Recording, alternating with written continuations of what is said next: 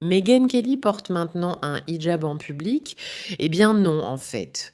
Ce n'est pas ce qui se passe, mais elle fait vraiment la cour aux islamistes de toutes les manières possibles. Les gars, il faut vraiment qu'on comprenne ce qui se passe. Dans cette vidéo, nous allons explorer pourquoi Meghan Kelly est soudainement devenue l'amie de ces islamistes qui pourraient s'en prendre à elle. Bienvenue dans The Pushback, je suis Yara Kay, votre animatrice. Cliquez sur s'abonner, partagez cette vidéo et surtout rejoignez notre mouvement de résistance. Nous commençons avec les plus extrêmes. Et la vedette du jour n'est autre que Meghan Kelly. Allons-y sans plus attendre. Absolument adorable, sans intention de faire le djihad. Absolument adorable et sans aucune intention de faire le djihad. Ils veulent élever leur famille d'une manière qui ressemble beaucoup à la façon dont nous, chrétiens, vivons, vous savez, dans la crainte de Dieu, en pratiquant leur foi et en veillant à ce que des idéologies woke et bizarres n'entrent pas dans la classe de leurs enfants. Vous voyez, il y a en fait beaucoup de points communs. Et je pense que ces personnes ont en fait été prises pour cible par certains qui sont extrêmement pro-Israël et qui les ont un peu assimilées à la secte islamiste radicale d'une manière qui est injuste et en réalité assez dangereuse pour elles. Et je suis absolument, totalement adorable et je n'ai aucune vidéo. Elle explique en gros au monde entier comment, vous savez, tant de musulmans sont simplement des gens vraiment gentils, normaux. Ils sont comme nous, ils sont comme nous. Et la raison pour laquelle on les déteste tous, c'est à cause des pro-Israël. Maintenant, je dois dire que c'est honnêtement un peu écœurant et assez embarrassant pour eux de répéter ce genre de propagande et de ne pas se rendre compte à quel point ils ont l'air terriblement ignorants. Mais j'imagine que c'est leur problème s'ils veulent avoir l'air d'attardés. Ils en ont le droit. Mais il faut juste se souvenir de ce fait, si ces personnes sont si innocentes et adorables, pourquoi ne dénoncent-elles pas massivement les extrémistes? C'est simplement la même chose, mais c'est un débat pour plus tard. Observons Megyn Kelly changer d'avis encore davantage. Je ne crois pas que ces manifestations soient simplement un appel à l'aide pour Gaza. Elles sont une revendication de primauté par certains groupes, en particulier les islamistes. Où se trompe-t-elle? Qu'a-t-elle dit qui soit même discutablement faux? Faux, ce qu'ils veulent, et je suis d'accord avec elle. Ce que j'ai à dire à propos de Megyn Kelly, et c'est important que tout le monde le comprenne, c'est qu'elle paraît très raisonnable et très logique parce qu'elle l'est vraiment, ce qui rend tout cela encore plus insensé. Elle est assise et dit: «Regardez, ce sont des gens sympas, normaux, comme nous» et blablabla. Ce qu'elle vient de dire paraît normal. Mais ce qu'elle dit ici, c'est qu'elle justifie quelque chose que nous savons tous ne peut plus être justifié. Ayaan Hirsi Ali a été meilleure que quiconque pour exprimer cela. Et c'est ce qu'elle disait avant, ce qui paraît tellement, tellement, tellement normal. Il y avait une raison pour laquelle nous aimions tous l'écouter. Je ne crois pas que ces marches soient simplement un appel à l'aide pour Gaza. Elles sont une revendication de primauté par certains groupes, en particulier les islamistes.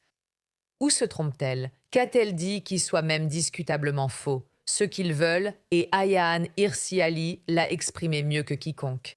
Bien sûr, originaire de Somalie, elle a fini par être manipulée par les frères musulmans, mais elle a réussi à s'en sortir, à s'extraire de tout cela. Nous avons fait un épisode dessus et elle a écrit des livres.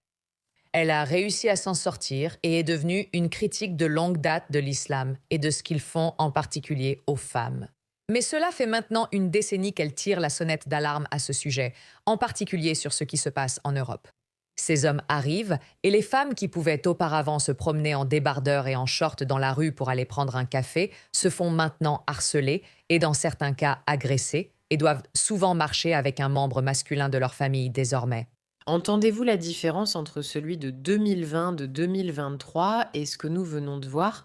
Les musulmans sont des gens normaux, mais on sait que c'est dangereux pour les femmes et que des gens sont attaqués. Ça s'aggrave. Juste pour assurer leur sécurité, parce qu'ils ne s'assimilent pas. Ils s'attendent à ce que les jeunes femmes européennes et les autres s'assimilent à eux. En écoutant cette version de Megyn Kelly, je me demande où es-tu? Où as-tu disparu? Pourquoi nous as-tu quittés? Tu nous manques, toi, l'être humain sain et normal, parce que ce qu'elle va dire en avril 2026 va te sidérer par sa stupidité. Encore une fois, nous devons nous demander comment cela est-il arrivé. Nous éluciderons ce mystère après un message de nos sponsors. Vous avez probablement vu les gros titres concernant l'épidémie de hantavirus sur le paquebot de croisière, et cela nous rappelle que la pandémie nous a appris quelque chose d'important. Lorsqu'un nouveau virus apparaît, le système de santé est rapidement débordé, et il vaut mieux ne pas en dépendre. Et c'est pourquoi je recommande d'avoir déjà chez vous le kit d'urgence en cas de contagion proposé par cette société de bien-être avant d'en avoir besoin. Commandez-le en ligne dès maintenant. Il inclut des médicaments sur ordonnance et un nébuliseur pour les symptômes respiratoires que j'espère vous n'aurez jamais. Au lieu de paniquer lors de la prochaine épidémie, vous aurez déjà sous la main les médicaments essentiels et les outils respiratoires à utiliser immédiatement. Allez sur TBC Health Mitira et utilisez le code MIRA pour économiser jusqu'à 33 $ en plus de bénéficier de la livraison gratuite. Kits réservés aux résidents américains. Restons en bonne santé. Honnêtement, je suis vraiment super enragée par cette vidéo que nous allons regarder. Ça me met en colère parce que je veux que les gens soient sains d'esprit et normaux. Et pensez à cela, Meghan Kelly en 2023 et ce que nous allons voir en 2026, c'est exaspérant. Eh bien, et je sais que tu as souligné que toute personne assez courageuse pour dire ce qu'elle vient de dire, que ce soit Suella Braverman ou Tucker Carlson, finit par être virée, se fait traiter d'intolérant, n'est-ce pas? On n'a pas le droit d'aller là-bas. La manipulation est tellement omniprésente qu'on ne se rend même plus compte qu'elle a lieu, parce que tout le monde chante la même chanson.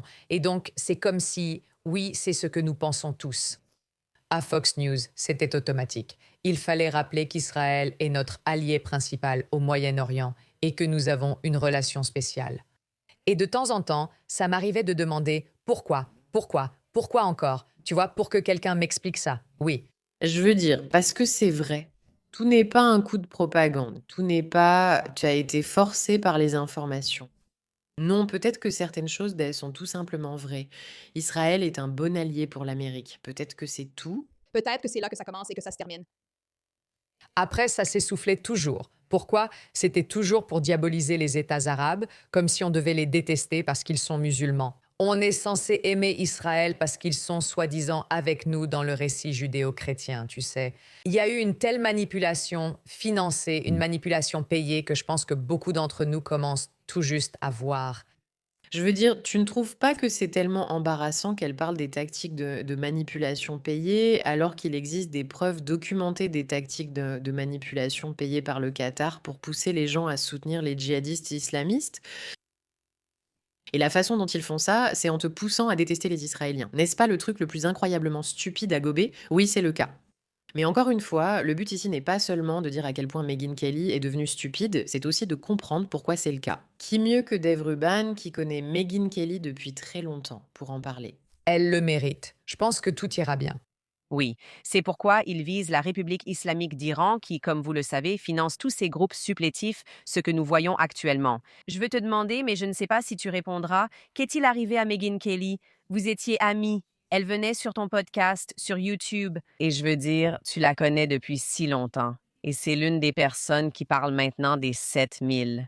Genre, Megyn, tu sais, tout le monde n'est pas payé 7 000. Écoute, tu sais, il est difficile de vraiment connaître les gens.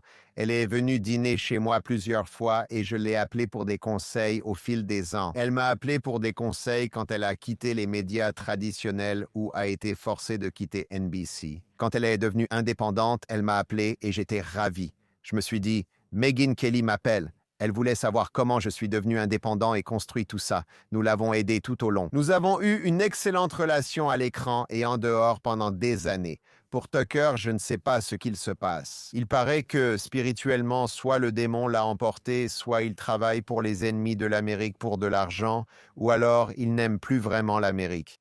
Je pense que Meghan a simplement fait une terrible erreur. Je pense qu'il y a environ 5 mois, quand Tucker a invité Fuentes et que tout Internet était concentré là-dessus, elle a simplement vu qu'il y avait là une vraie dynamique.